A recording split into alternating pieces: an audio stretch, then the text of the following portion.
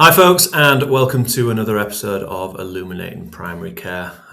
This episode, we're going to be talking with David Clark, a returning guest, the executive partner of a large practice in the Southwest. David, thanks for freeing up some time to have a chat to me today. I think one of the real talking points in general practice these days is what the future holds. I think it's always at the sort of forefront of everyone's minds. So we're going to do a bit of a dive into some of the most poignant and potentially contentious topics today. So, looking at the reform that's needed, why do you think reform in general practice is now inevitable? Well, Matthew, it's been something that's been bandied around for quite a while, hasn't it? But the thing is that it's not going to be very well received, I guess, by patients, and the political parties aren't going to want to disrupt the traditional sort of family practice GP. It's something that has historically worked really well, but we've only really sort of played around at the edges. There's never been a sort of a full-on, I guess, sort of review where we turn around and said, could we actually do that any differently? I'm not necessarily saying any better, but could we do it any differently? And I think that's what's holding everything back. So we're waiting for something to come out. In the last sort of 15 years I've been in the NHS, we continually wait for some remarkable guidance, remarkable plan to come out, and it never really arrives, does it? We end up, I guess, a little bit sort of disappointed, a little bit sort of, oh crikey, there is no point because nothing will ever give us the, what we really need. But do we actually know what we really need? Probably not. So for our organisation, what we've been doing is trying to sort of forge our own destiny, because if you continually wait for something to come out, unfortunately, it never really arrives, or you end up being on the back foot for it. And I think what we've learned over the last sort of decade now is that working at scale is helpful. I think it makes a difficult job easier. I don't think it'll ever be easy, but I think it'll make it easier. We've seen additional funding come in. Is it being spent in the right places? Is it really having the impact that it should have? Probably not. And if you look at the three strands of the 10-year plan about moving care from hospitals to communities, going from analog to digital, prevention rather than cure, all really good and stuff we should be doing, but there are so many blockers to being able to do those elements. So unless, as general practice, we pick it up and run with it ourselves, I just don't think there's going to be something coming out to say, this is it, this is utopia, this will solve all the woes for you guys. It will just move on to the next thing. It will never give us I think, that sort of perfect picture. And we don't live in a perfect world. I think we've got a reasonably good healthcare system. And if we look at what patients get back for it compared to other countries, other setups, it's not bad. Would we like it better? Absolutely. If it's us using it, if it's our family member using it, you want it to be as good as it possibly can. But when you look at the global sum that goes into general practice, around about 150, 160 quid basic, I couldn't even buy my holiday policy to go abroad for 2 weeks cover for that kind of money. So is the funding right? No. But what's the answer? I wish I knew on that. We could all do with more funding, but we also want to see outcomes improving, don't we? Yeah, absolutely. And you touched on it a little bit there in the proactivity that your practice has had in sort of addressing some of the challenges. Would it be fair to say that maybe the more reactive approach of others is sort of what's led to this feeling that change is coming and change is inevitable, whether it be, the sort of cowing to the pressures of the system or just the models of care themselves being outdated unless you try and innovate? How much does general practice have to look at itself in this instance? Absolutely. It's so hard because there is so much going on in the day job. We're here on a Monday morning. Already, the demand on a Monday is cranked right up because everything that's happened over the weekend. If the acutes, in our area at the moment are really struggling because guess what? It's winter. There are winter pressures. Strange that it happens every year. But if we continue to do what we've always done, nothing's going to come out and change from that. But it's the only industry that I've seen. I've worked in a lot of different industries where you're running a small business, and it's really difficult to do. You're making some incredibly tough choices and decisions that have a direct impact on what you're able to take home, and let's be honest, pay for your family, your mortgage, your living expenses. Does that provider model as it's set up in general practice really work? Because can you be not necessarily around the innovation, but can you afford to take any risks if the downside of getting it wrong means that you can't pay your staff, you can't open the doors again, where's the protection for that? So staying as you are isn't necessarily an option, but what is the alternative? I'm still very much a believer in the partner-led model. I think we get really good value from partners because it's their business, that they work as everybody does in general practice, really hard, but because it's your business, you've got that skin in the game to actually make a difference. But working it on a small scale practice, is that really doable with 2, 3, 4 partners in a site with 10,000 patients? Probably not. Nothing is really geared up to enable you to deliver that as effectively as what you can. PCNs were meant to be a sort of a move to working at scale, but in the majority of the cases that I've seen, that people very much revert back to their own wants and needs for their own individual practice. They aren't necessarily using that sort of working at 30, 40, 50,000 to actually make a difference. Yeah, but and until that's we're forced to do something, will people do anything, or do we just sort of batten down the hatches and go, let's go on to the next crisis? yeah, and it's interesting the point you make about PCNs. I think we could do an entire episode on the efficacy of those alone. Trying to bring different cultures and different ways of working together and expecting them to all work in harmony. But so you've touched on the funding aspect, and that is forever probably one of the most commonly talked about things that either need addressing or just need looking at. And there's been a lot in the news recently about the Carr Hill formula and why its time may have come and why that might need some sort of radical change. For those who aren't as clued in to how the formula actually works, talk us through it in brief if you can. Yeah, sure. So it is as you said, fairly dated, set up by crikey at least 20 years ago, if not longer, and is not, I guess, sort of fit for purpose in this sort of more modern, the way things have changed in terms of our demographics, the factors around how we're working as a multidisciplinary team, deprivation areas. None of those bits, in my view, are really taken into account. It's based on this size, age, not necessarily looking down and saying, but what does that practice population actually need? But we probably don't have the population health management data to be able to say what is it that practice needs. I saw one view that they were saying in, say, London, that there was I guess, one GP for every 2,500 patients, whereas in the rest of the UK it was one for every 1,900. So therefore London should get more funding.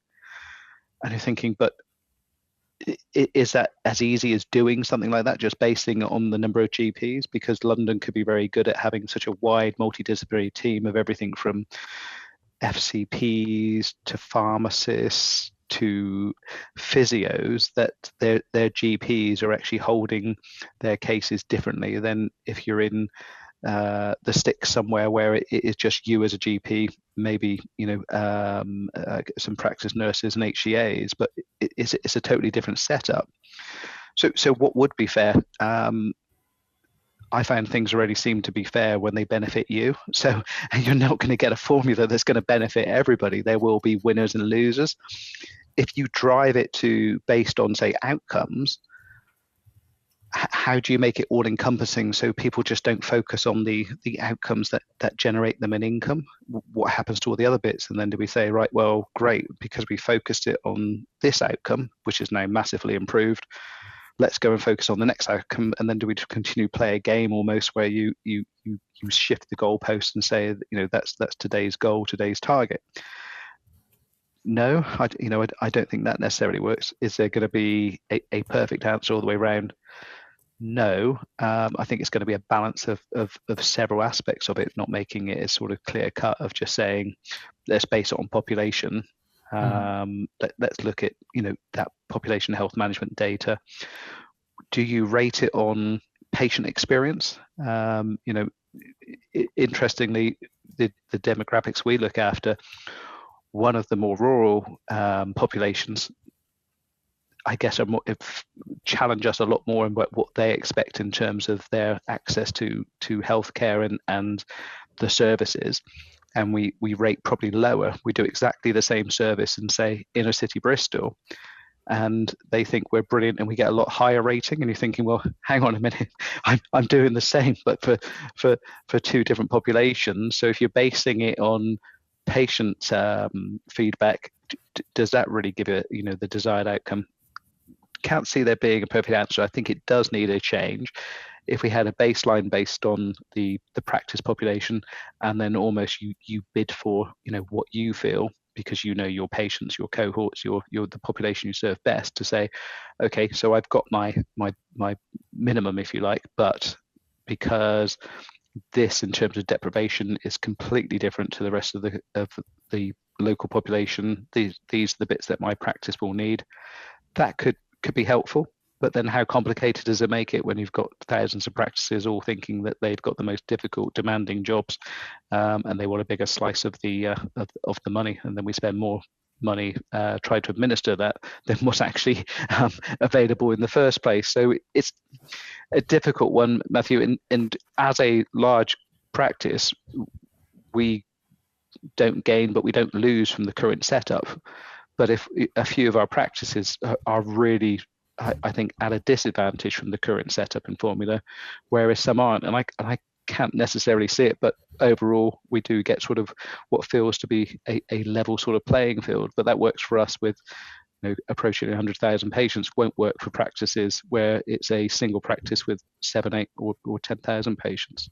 Yeah, and this is what I know you and I have talked about a lot, and it sort of assumes consistency across the entirety of the country, which is just so not the case. And what a patient in Chelsea is not going to be the same as a patient in Weston-super-Mare, and you can draw parallels like that right across the nation. You sort of loosely referenced in the first point about the fears of some practices trying something new, and that it could be as damaging as them closing the door. But what are the potential impacts on practice finances if it moves to this outcome or patient experience based model, and if a practice, for whatever reason, rightly or wrongly, at fault, no fault, and not hitting some of those markers, what is that actually going to mean for the day to day? Well, but this could be part of that sort of, I guess, steer from the government, where they turn around and say, is this model really fit for purpose? Do we make it in such a way that we are not causing practices to close or change or hand back contracts? They're making their mind up themselves. There are some tweaks about saying that at a scale of 50,000, some of the services will be contracted at sort of 50,000. Also, some it's neighbourhood scale of sort of 250,000. No real clarity on what that means. But again, as soon as you start moving some of the funding around and saying it has to be delivered at that level, is that not going to have a detrimental impact on some of the smaller practices? Does that not mean then that you turn around and say, actually, can I make this fit in work, or do you end up handing back? And does that feed into the, not necessarily the want, but that sort of, we need to change the model? GPs are voting, with their feet of handing back contracts. So therefore, we need to have the acutes being the at-scale provider, and the general practice is a provider arm of an acute service. How many practices are going to be in a position to be able to deliver something contractually for 250,000 patients, at that scale?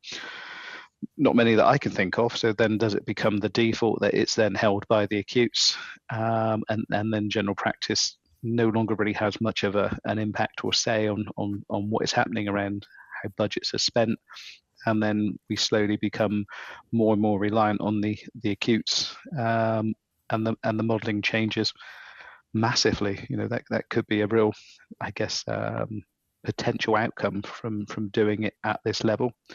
But as with anything, we're waiting with bated breath for some indication of what this may look like. I haven't seen anything as of yet, but I'm sure the government's very much aware of what the ripple effect of doing something like that will mean, for all practices, not just smaller practices, for practices of our size as well.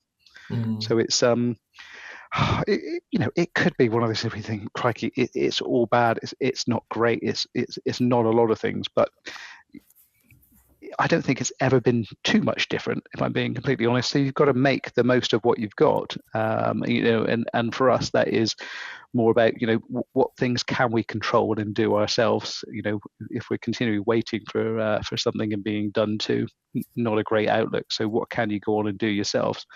And from what we've looked at and been able to do, investing in looking at how we use our data, how we use that to actually target the need to the patients that is going to make the most difference. And because we're working as a merged organization, we're not necessarily focused on, you've had a little bit more of that clinician's time than us, or you're using too many referrals for that particular part of the MDT.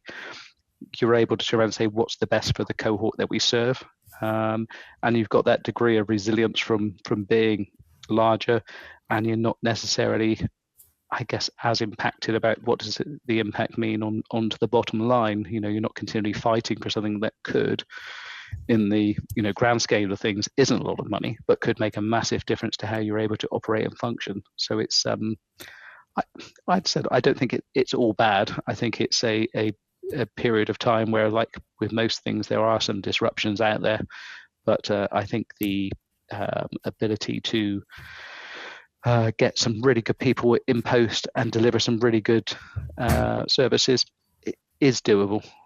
Yeah, for most practices. And it sounds like one of the takeaways could be something as black and white as the winners are going to be the larger practices who have more operational efficiency, maybe, and are able to react to these things maybe with a little bit more, a little bit more consistency. And then the losers might be the smaller practices where they don't have the resources or the people or just the different roles in place. Is it as cut and dry as the winners being the bigger practices and the losers potentially being the smaller, or is it more nuanced than that? I think there is more to it than that, and I think it also depends on the areas. What are their neighbouring practices? What works in some places won't necessarily work in other areas. I think as a high level lookout, that if you can get in any business, better efficiencies on how you deliver, that is surely going to give you the advantage over your competitors. And I'm not saying that we're all in competition in general practice, but if you're sat there as a commissioner and saying that provider can deliver this with a good outcome for 50 quid, do I want to go to that provider that wants 70 quid and the outcomes aren't as good? It's as we look in our own lives for tradespeople, if we're having something done on our house, you look at the reviews, you look at the cost, you add all of those bits in, and you make your choices from that. If commissioners look at it doing it that way, that's going to have an impact on providers. You're going to need to make sure that you've really got your house in order. But if patients also start looking, at those bits as they do in some of their treatment plans, that they're able to, to pick, where they get their treatment from. Again, if your patients start choosing other providers, that's again a detrimental impact potentially to your business. But if we don't make the changes, and if we don't try and be ahead of the curve, have we got anybody else to blame but ourselves? It's great hunkering down and waiting for it to pass. It won't pass. It will always be there. And whilst the operational day-to-day pressures are immense, I don't dispute that at all. You have got to take some time out, find some headspace to sort of future plan and work out which strategic direction you're going in. But it is really difficult, and we are still waiting for something to come out centrally to say this is the golden ticket, or this is the answer, and it's not there. The NHS England moving into a different position, the ICBs merging. None of these things are really, I think, going to be generally helpful for how we operate. I think that as they try to get efficiencies from employing less people, is that a game plan? I'm not sure. Yes, you reduce your wage bill, but what are your outputs? So I think there's never going to be a good time, but if you can take some time out to actually say which direction are we going in and operate differently, you've got to be in a better position. Yeah, and as we work towards that new position, are there any protections in place for practices as they sort of navigate it? And I imagine with varying degrees of success. Can those protections mitigate any of this risk? I mean, how far can and will they go? I wonder how many practices have got a risk register to start with, to sort of say, what are the risks to my business, and what mitigation do I need to put into place? Do people actually look at that? Do they actually say, if the funding changes for this or the outcomes change to something else, how well positioned are we? What mitigations do I need to put in place?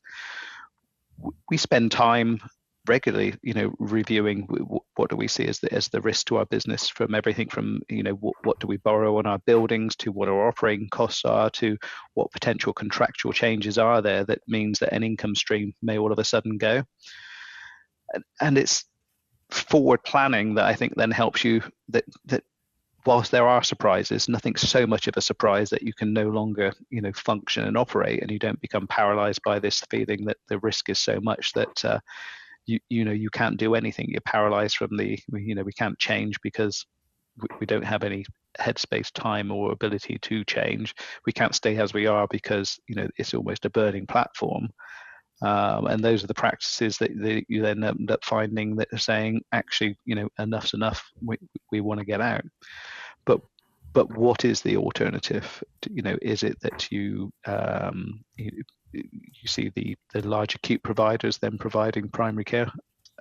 I don't think they know enough about primary care to do it effectively. I've worked in both primary care and acute, and it's very different. I had a very different opinion when I was in a hospital to what I thought was happening in general practice, and now being in general practice, have a very different opinion to what I think is happening in acute. So we don't link up. We're under an NHS umbrella, but we still don't truly link up, which would be really beneficial for our patients, absolutely, but would also be far more cost effective than where it currently is.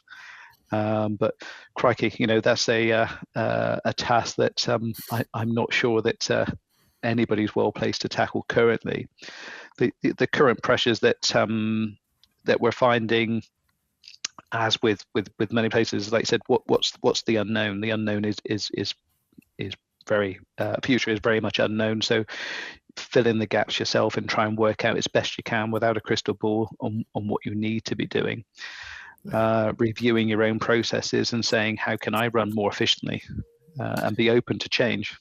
Yeah, and it's interesting. I want to come back to that in a second. I want to go back to what you were talking about risk, and how you as a practice actually spend time and are sitting as a partnership looking at where those risks are coming from. And you're right, there will be the other practice just down the road who is two aging partners with 10,000 patients to look after, and they're only one partner sickness away from being a single hander, and the whole thing caves in on itself, where they will just not have the headspace to consider that risk. So that begs the question, how do you make it fair? When you have those wildly contrasting approaches to the present and to the future, can you make it fair? What is the fairest way of doing it, if there is one?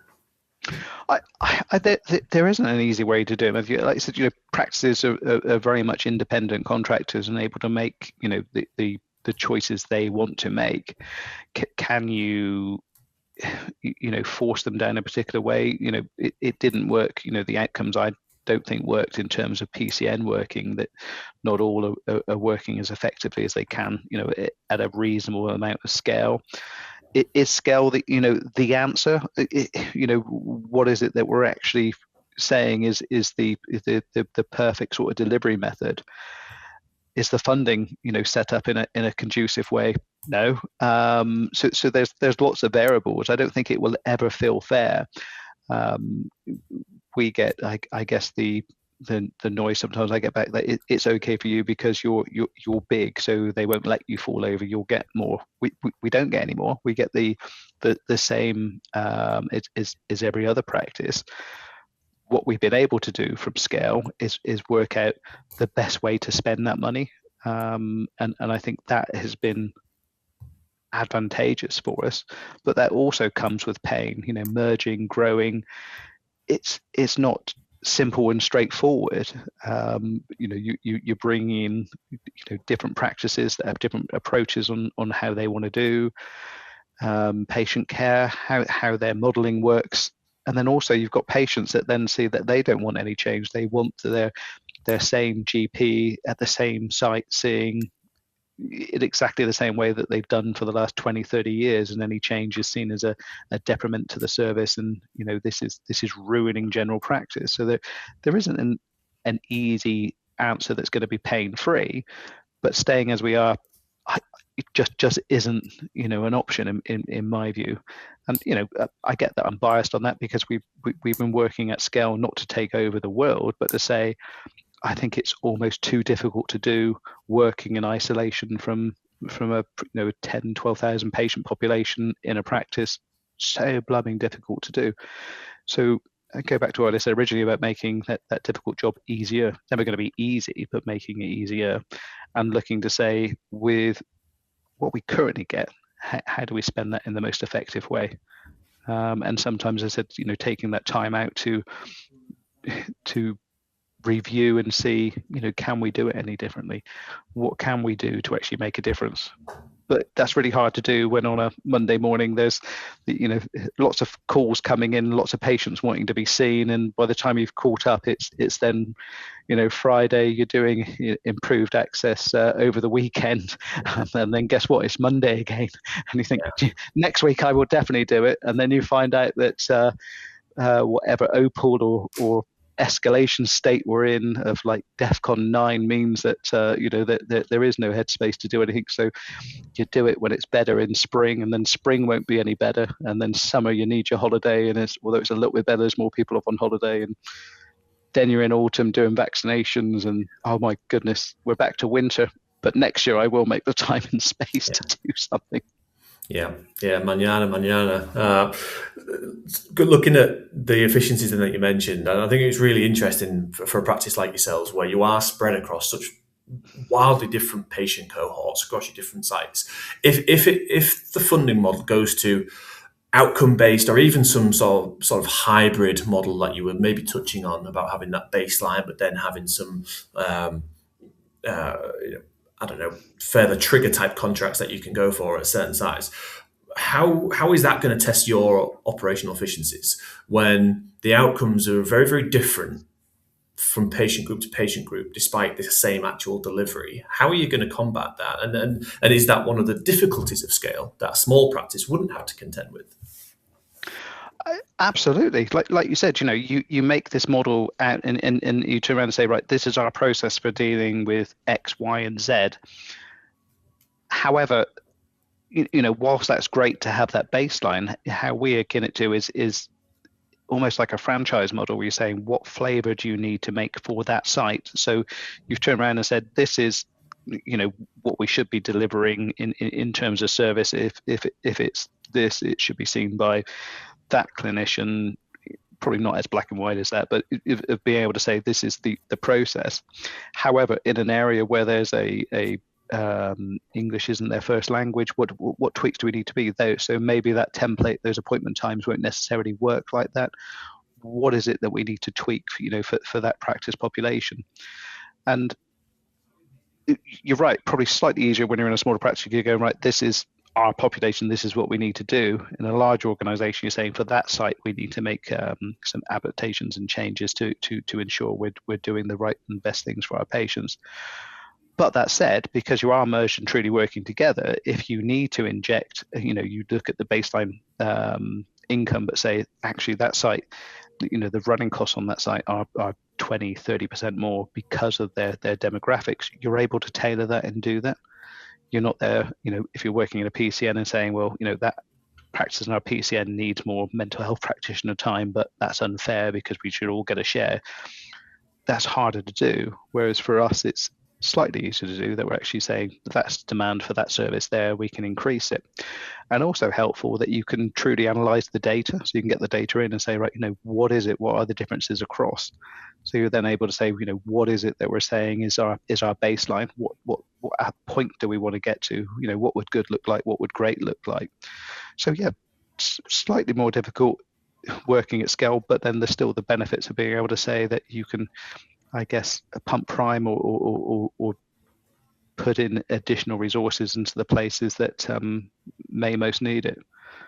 Yeah, and I think those sorts of discussions demonstrate the importance, without trying to, blow smoke too far up your proverbial, of having someone like you in post and your colleagues who you work alongside making those decisions and leading those discussions. We're seeing a real increase over recent years in like the presence and the recruitment of business managers, for example, where once upon a time it was purely practice managers, and now indeed some of the larger practices will have both. How important is it, do you think, to have someone who is, commercially and business orientated in what has often not been a service that's run as a business? It's always been very service led. As you say, we're going more towards maybe needing it to be more business led. It is essentially a small business. Do you think we're going to continue to see that shift to having more commercially orientated leadership within practices? I think it's inevitable, Matthew. It needs to change because we need to be able to demonstrate good value for the money that we're given. And whilst it would be great to be able to deliver services as you want without thinking about what are the financial consequences, we're not in a position to be able to do that, not just for the NHS, but for all of the services that are provided. You can't just give it that sort of gold standard perfect service of saying you can have all of the bits that you want. This is the financial envelope. How do you make it fit? How many times do practices go back and cost something out and say, right, we're offering a service, does it wash its face? I'm not necessarily saying, and don't want to see it as a dirty word, that there is profit on it, but are you delivering something? Is it the right person delivering it? Does it need to be a GP doing that? Can we not get people, very much working to the top of their license and saying it's far more effective to have that delivered by a nurse, an HCA, an advanced practitioner? We had a review of services in our area where the ICB, there were 3 areas that came together and there were different tariffs paid for the delivery of services. And we started off in our patch was one of the lower funded ones, so we had to adapt how we delivered. And for examples, you would get our nurses delivering the coils because it fitted in terms of what the tariff enabled you to spend. Personally, I thought it was really good that you were actually showing that nursing team that you want to invest in them and get them working to the top of their license. What else can they do? But for other practices, if you've got GPs doing that are more expensive, the tariff doesn't fit. Do you want to be doing that service because it's costing you money to do? But there's probably not many places that as I said, each process have looked through and said, right, what does this actually cost us to deliver? Can we do it any differently? And I think one of the advantages that we've had from merging is that we've learned from each merger as we've gone in. We've not said, this is the way that we do it. We currently go in and say, right, this is the way we currently do it. What way do you do it? what can we take from each other and get out a more effective for patients, more effective for outcomes, more effective for the business in terms of cost. And then if you've got that costed out, so you're not on that burning platform in terms of the finances of saying, crikey, how do we keep the lights on? I think that feels more stable. I think that gives you that sense that this does is something that is doable rather than, oh crikey, how do we survive?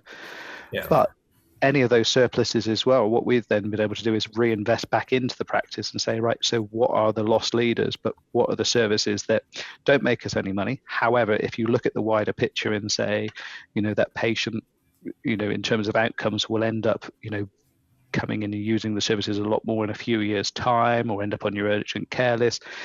Are there things that you can do to invest that means that you then don't see them bounce back around? So I think that's a luxury that's been nice for us to be able to do, because we've created, I guess, that element of financial cushion to enable us to invest in those areas.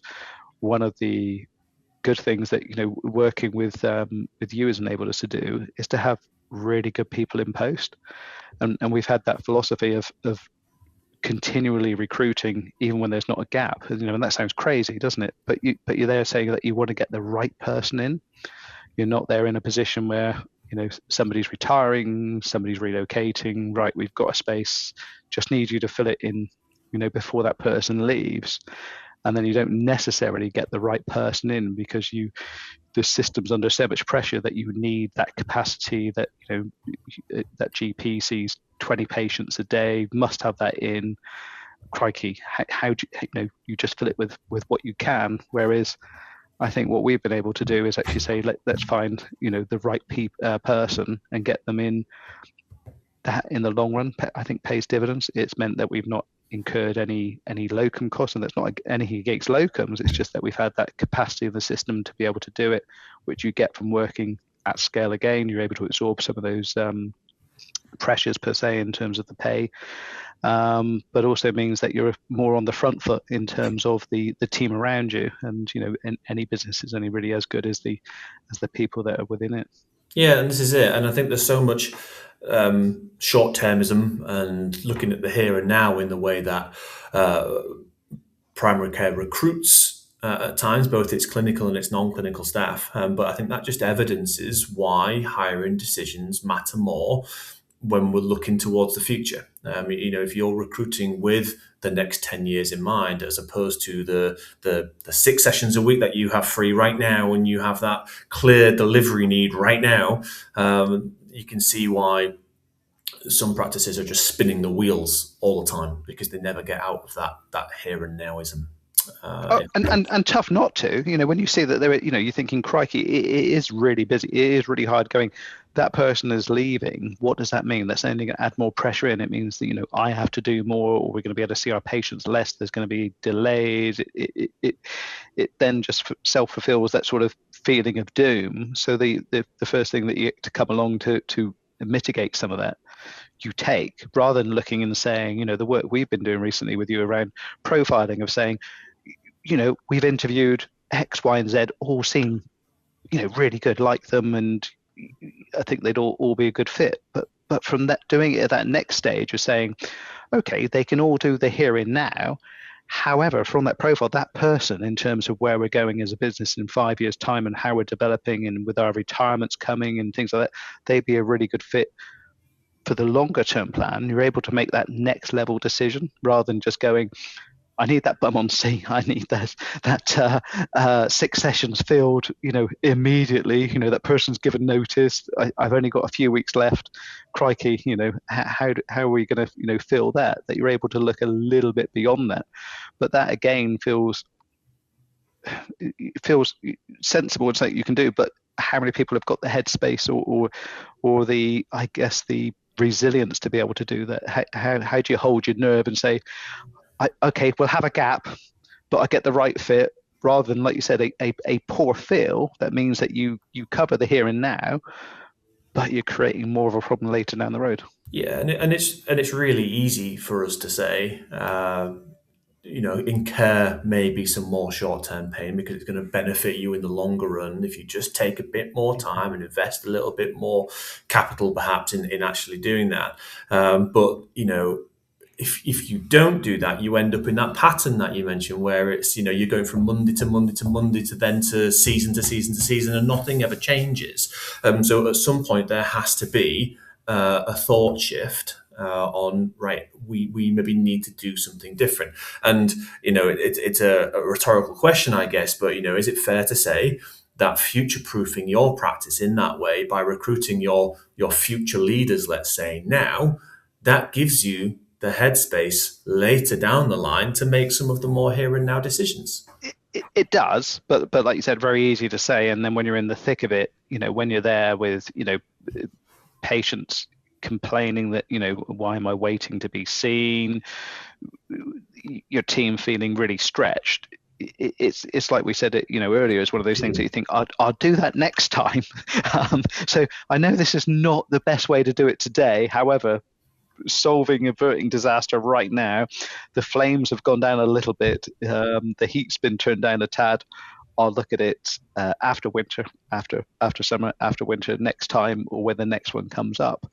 So it's difficult, and absolutely, I've been in those positions before, and you're just thinking, right, if I can just fix this, I will have that utopia later on of having the luxury and headspace. But unfortunately, something else changes or happens that means you never really do, and it must be frustrating for the person coming in, because they're thinking, am I the right fit? Actually, is this really that they want me or they want somebody? Does this actually is it a stepping stone for me? Is it going to be something long term, or how does it really feel?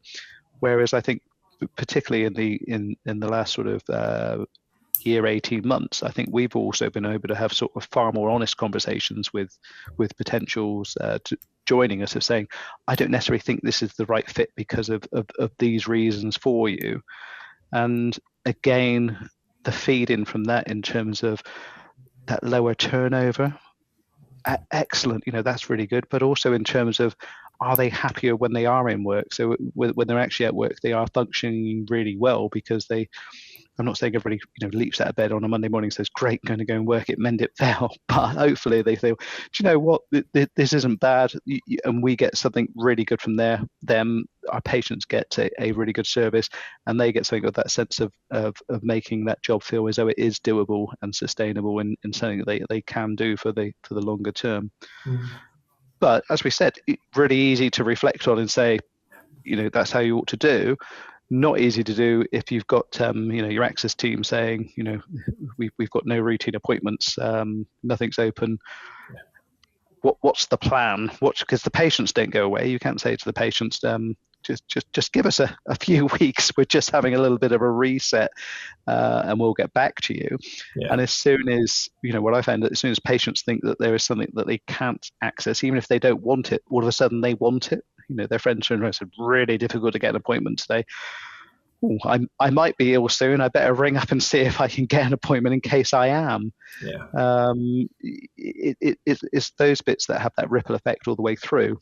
And I said, this job won't ever be easy. It won't ever give, I think, that sense where you can pick up the handbook and you know what to do at each individual point. And we're not going to get the guidance, particularly from the government, of saying, what we should be doing. We've got to forge those bits ourselves, but really difficult to do, particularly in in the winter time, particularly when January being what feels like the longest month ever, of saying, crikey, is there any light at the end of the tunnel? I think there is, but it's up for practices to grasp that, isn't it? Yeah, it is. And for those that are paralysed, to coin your phrase from earlier, we've discussed the problems that come from that, or that can come from that in the current system. But if it does go to something that is more outcome based in terms of the funding model, could it be worse having that same mentality and delaying decisions or making bad decisions when you are more directly measured against your actual performance? Well, if we start getting, these the acute trust at the moment for ED, get the ranking on whether ED is, is that helpful, or does that mean that, that as a patient you look at it and think, oh, I won't go to that one, although this is a bit further. You then go and add some pressure to another one because you think you're going to get a seen quicker or better service. How do you, what measures are you going to say are good outcomes? If you said for people living longer, happier, healthier lives, how do you really measure that in the here and now? And if we've done, say, we're doing a lot of work at the moment around people that are smoking and vaping. I think it's really good to do. I think doing that prevention, that education is something absolutely. Do I see any benefits of it on the here and now? No. Will I still be here in the NHS in the 10, 15 years time where potentially the benefits are then saying, oh, do you know what? Because you did these steps, we're not seeing the demands on services from that cohort. But how measurable, are those outcomes? How do you ensure that it doesn't, I guess, drive the wrong behaviours? Years ago, I worked at Carr Hill warehouse, and we got paid an incentive for each phone you sold, but it was always meant to be that we sold all 4 networks and we sold it independently, and we would give you the best bit. Strangely, when they put a £10 bonus on a particular brand of phone, that became, I don't know how, the best phone in the world, and everybody walked out with one. And is this what happens when you incentivize that? Not I'm not saying everybody would be the same as I was at 19 working in a phone shop, but if you tag on and you're desperate for that funding because you want to be able to provide a good service, does that drive, as I said, some of the wrong behaviors? How do you measure it in a way that actually will make a difference? And I think that's going to be really hard to do. I think for some industries, it's easier to be able to put that incentive in place and drive the correct behaviors. But for many industries, particularly in healthcare, I think they said that runs a real danger of, incentivizing the wrong behaviors or a short-term gain that we're not necessarily sure what the long-term impacts will be from that. Yeah, no, that's really, I think hitting the nail on, a pretty important head for practices going forward. I think to sort of wrap things up, what do you see being the main questions that, partners individually and collectively, especially examples like yourselves as a large partnership, what are the things that you should be asking yourselves in terms of the future and looking towards how you can protect yourself, mitigate risk, but also take advantage and potentially thrive in a new model? I think it's there are opportunities. There are things that you can do that will make, like you said, thrive, that can actually promote and think it's not all doom and gloom. For me, looking at saying, is what you're doing, is it giving you a sense that you feel safe and sustainable? Have you got that feeling of this actually makes me feel safe in what I do? Am I well rewarded, or at least financially stable on these choices? And then the third part of that of being, am I relevant? Is our service relevant? And I think that if you're able to reflect and say how we're currently operating, are all 3 of those points sort of taken into account? If not, what changes do you need to make? This won't be things that someone will be able to do for you. It's what you need to reflect on and say, right, what changes do I need to make to ensure that I feel safe, well rewarded, and relevant?